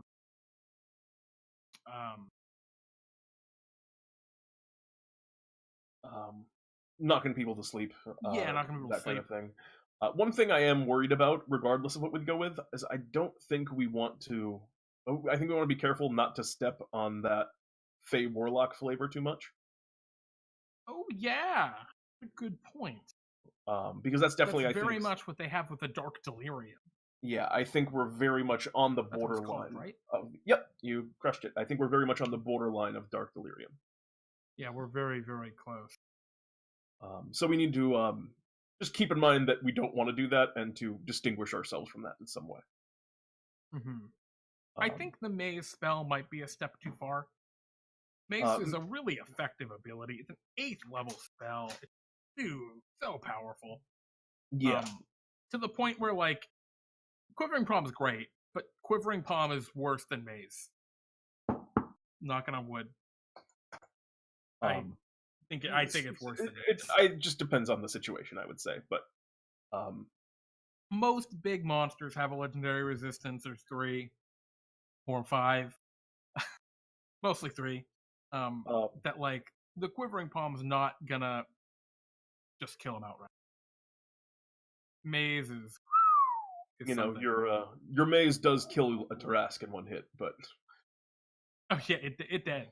I like what Reflected 10-8 was saying. Cast the weird spell for 5 key. You're tempting there. I'm a little nervous about putting too much key in this. I know Open Palms effectively power word death, right? Is what the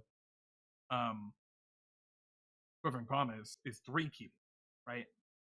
And then yeah, but I mean it's 0 key points. It's not quite power word kill. I think it's a little. Honestly, I think it's a little better. If only, and here's my argument, if only for the point that it doesn't have a hit point. I would say I would say 800 hit point Tiamat. I think the difference is just the lack of saving throw on the kill. Yeah, of course. Yeah, but I think they're comparable. I don't think one is that's way fair. better or way worse than the other. I think they're pretty comparable abilities. I'm afraid of 5 being too much. I think immediately of the Dragon Sorcerer with its big draconic presence or whatever that capstone feature is that costs 5 sorcery points that no one ever uses. Just because it costs so many sorcery points. It's just painful. But I like the weird spell. What do you think? I'm just rereading Weird right now to kind of refresh myself, because that's a spell I've never cast or actually seen cast. I've read it before. Spell. Hey, I've read it before. I'm just refreshing. Crack it open here so everyone else can. Let me. Yeah, here we go. All right, go ahead. I heard already looking at it.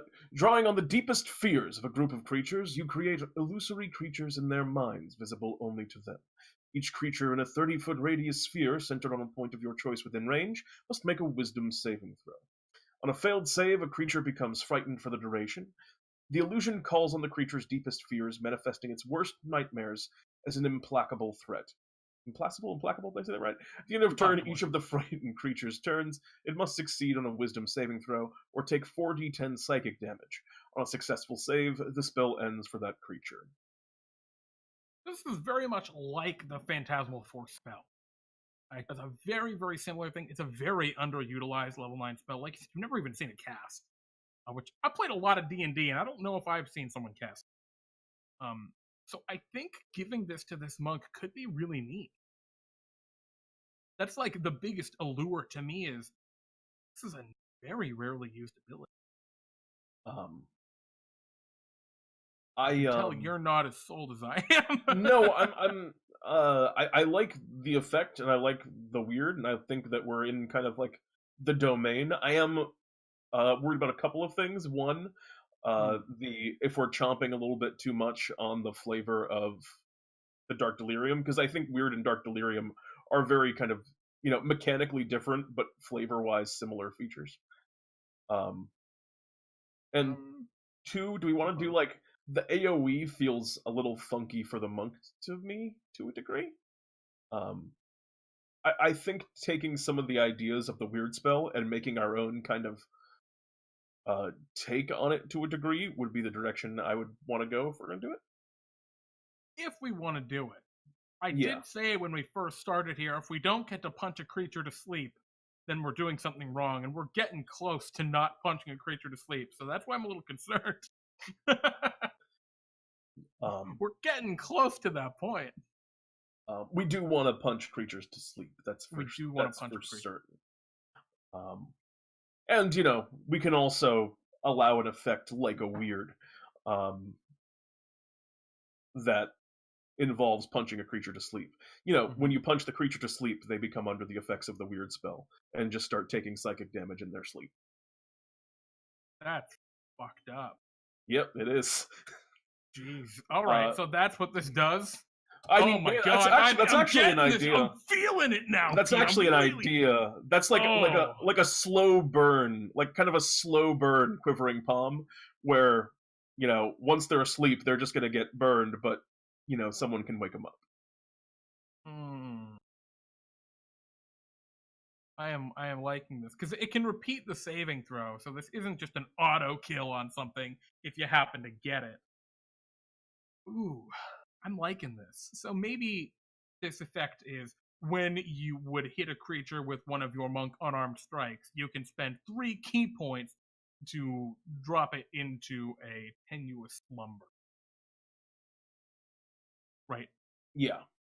Maybe tenuous probably isn't the right word. Maybe tenebrous?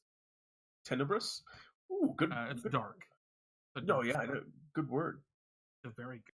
I'm a big fan of it. So, starting at 17th level, when you hit a creature with one of your monk unarmed strikes, you can spend 3 key points to send it into a tenebrous slumber. Is asleep a condition in D&D? I believe asleep a condition. I'm gonna find out.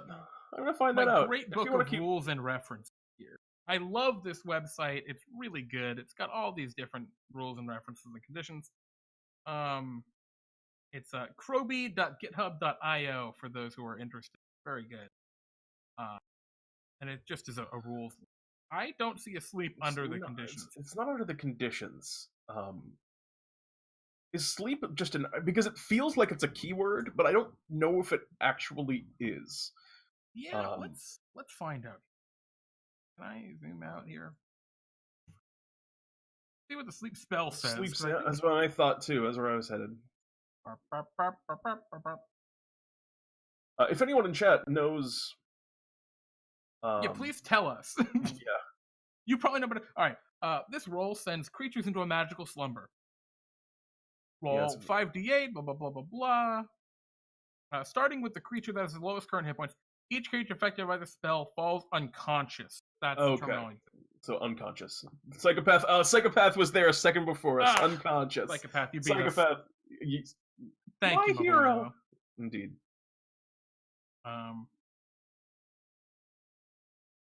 This creature, conscious.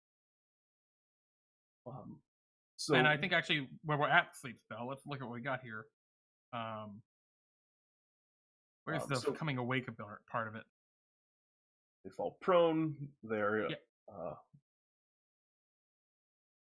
So the sleeper takes damage.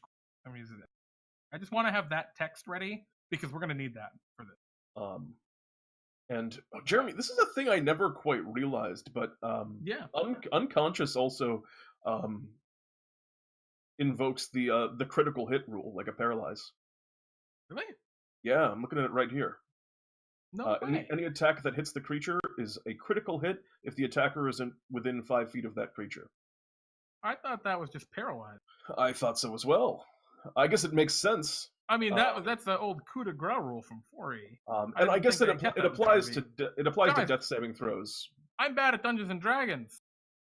In the same way that, when you attack a creature that's down on a saving throw, it's a crit. I guess I just never really associated it with sleep because I didn't think of sleep as being unconscious. I thought of it as more of a they're just asleep. Well, that's very potent. I'm going to stop just scrolling through this randomly so we can start talking here. Better than I thought it was. Yeah. This is really funky. The bright side is, this is iffy now. I'm getting a little dicey now. I don't think we can just knock a creature unconscious.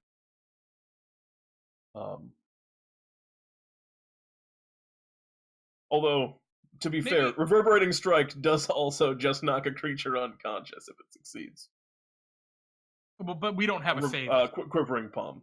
Yeah, that's the key. So maybe the creature must succeed on a Constitution. I think that's a good saving throw. Or actually, maybe not Constitution. Maybe we should have it be Wisdom. Yeah. Yeah. Good one. Wisdom saving throw. Or fall unconscious.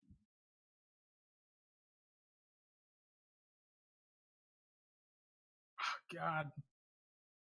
We're not sending it into a tenuous slumber anymore if it doesn't fall unconscious.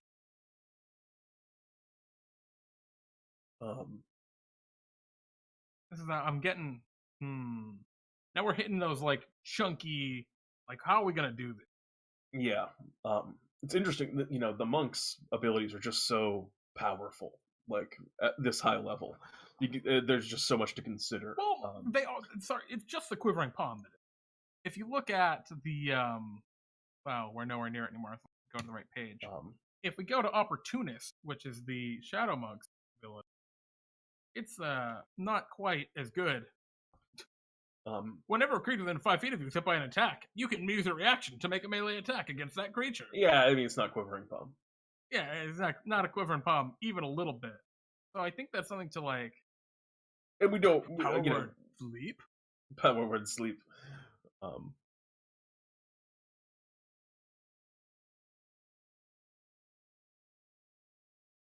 I don't know. That's it's a little bit tough. Let's build the feature a little bit more from this point and kind of think on it because we're kind of getting close to wrapping up anyway. So we're kind of reached our stopping point. But if we were going to kind of build the feature from this point, we would do. I think here's what we want, right? Sorry, go ahead. I didn't mean to. I was going to ask, how would you want to do that kind of like sleeping weird kind of nightmare space? So it's when you hit, you spend your key points. They have to roll a save. They fall unconscious if they fail. They don't fall unconscious if they don't. Either way, they live the nightmare. It's either a waking nightmare or, a slumbering nightmare. And they're just going to take those hit points each round from the weird spell, and they can repeat the save at the end of turn. So I think either way, they're under the effect of the weird spell. Right? And it's just whether or not they're also unconscious.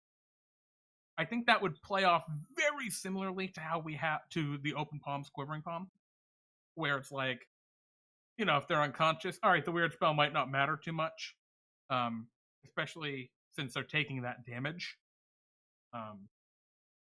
and they would re-roll the save for being unconscious. Maybe I, the weird I damage assumed doesn't that the roll weird sleep. damage wouldn't trigger the sleep, because that just makes sense. Sure, so let's just make Yeah. that note there.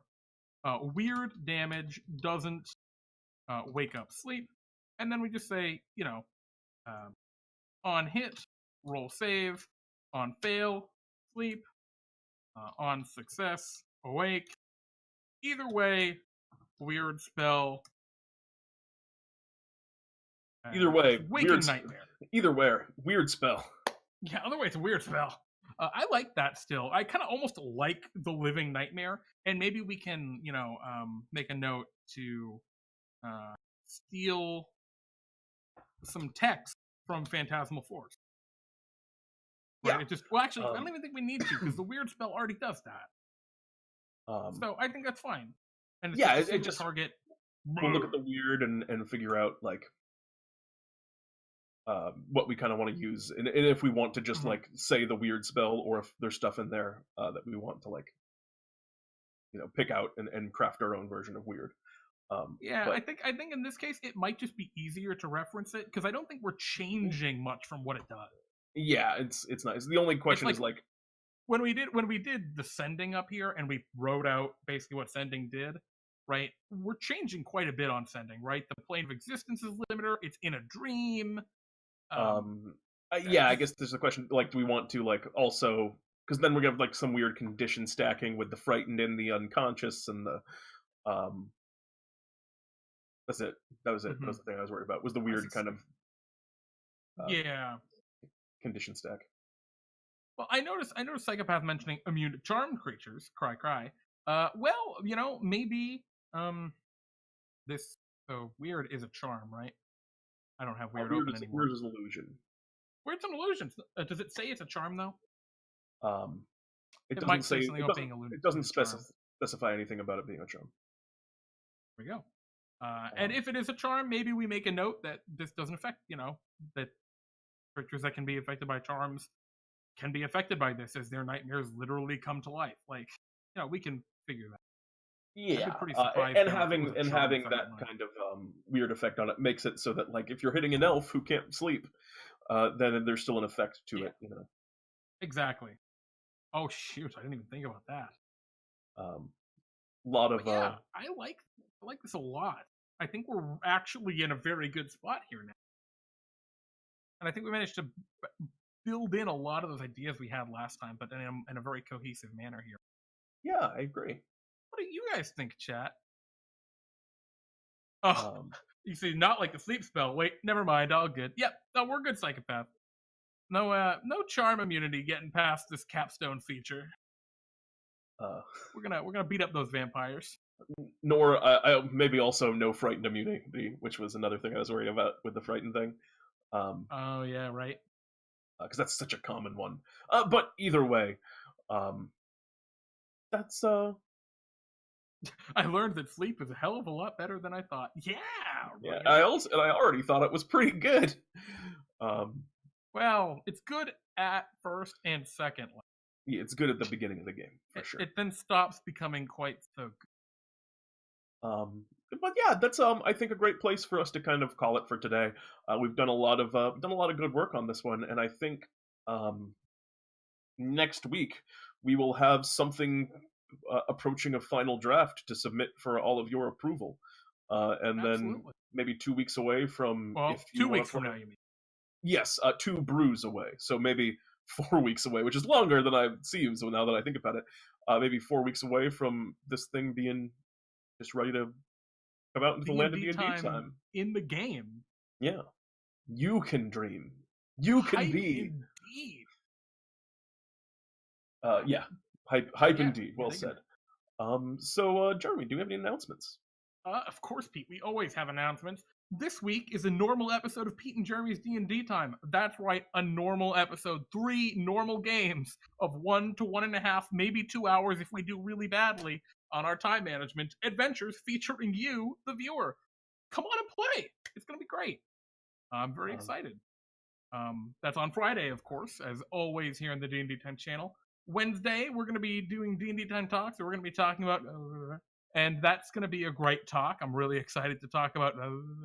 And we've been that one's been in the works for a very long time. I mean, Pete and I have been really excited to talk about. Yeah, I've been doing a lot of like just side research. This has been like a real passion project of mine, getting ready for this one.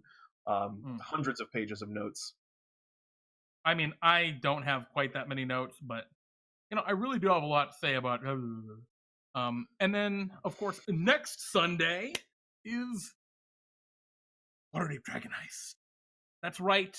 Dungeon Water Heist Dragon. Everyone survived. They have a house now. That's not gonna go poorly for them, I'm sure. Somehow, I'm sure they'll manage to ruin property. Owning a house. Yeah, responsibility. Adult responsibility. It should be a lot of fun, though. I'm actually really excited. This next session's gonna be pretty good.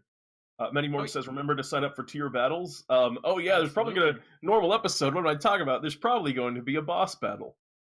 That's a normal episode. What if it's a Valentine's Day themed boss?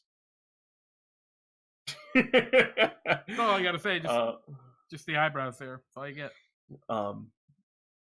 But I think that'll about do it for us. Thank you all so much for tuning in and hanging out with us tonight. As always, it's a blast talking with you, building stuff with you. I really like kind of the direction that we're going with the monk. I think it's starting to look pretty good. Pretty solid indeed. So I guess without further ado, I'm Jeremy. And I'm Pete. And this is Pete and Jeremy's DnDTime Brews. You piece of shit. Good night, everyone.